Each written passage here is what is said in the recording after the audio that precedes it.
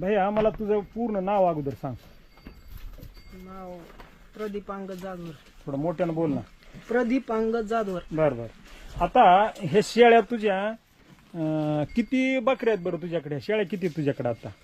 एका 12 आहेत, 11 आहेत. लहान मोठ्या 11 शेळ्या आहेत का? किती वर्षापासून करतोय बरं तू? 4 वर्ष झाली. 4 वर्ष झाले का? हे तुझं शेड किती बाय कितीचं आहे अंदाजे तरी? 20 बाय 10. 20 बाय 10.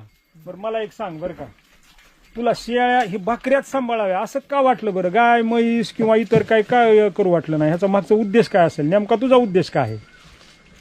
हे चांगलं आहे, गायपेक्षा बरं आहे, जास्त उत्पन्न म्हणजे ह्याच्या पिल्लापासून उत्पादन जास्त मिळतंय असं तुझं मत आहे.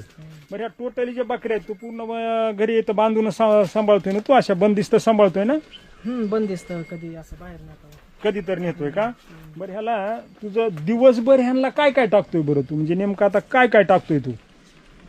काहीच घरचं घास टाकता, पुन्हा फटे असे म्हणजे जे असेल ते टाकायचं. जे तुझ्या शेतामध्ये उपलब्ध ते टाकतोय. बरं ह्याला लसीकरण वगैरे तू काय करतोय का? नाही, लसीकरण करत नाही.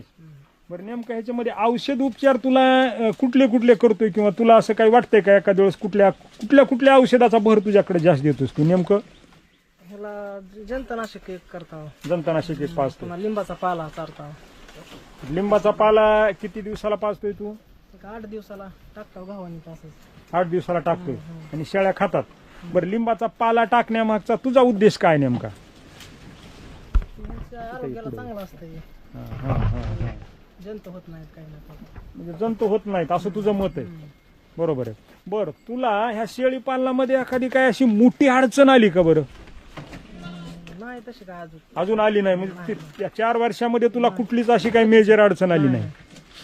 बरं साधारणतः ह्या 4 बकऱ्या आहेत तुझ्याकडे, साधारणतः वर्षाकाठी तुला अंदाजे उत्पादन किती मिळतंय बरं? एक अंदाजे किती पिल्ले मिळतात, किती उत्पादन मिळते? अंदाजे तरी 1.5 लाख पर्यंत. शासनाची तुला एखादी कुठली योजना मिळाली का ह्याच्यामध्ये? नाही, आणखी कुठलीच योजना नाही. बरं शासनाची एखादी योजना तुला घेण्याचा तुझा मानस आहे का? एखादी योजना शासनाची आहे बाबा, तुला घ्यायची इच्छा आहे का तशी? आहे ना.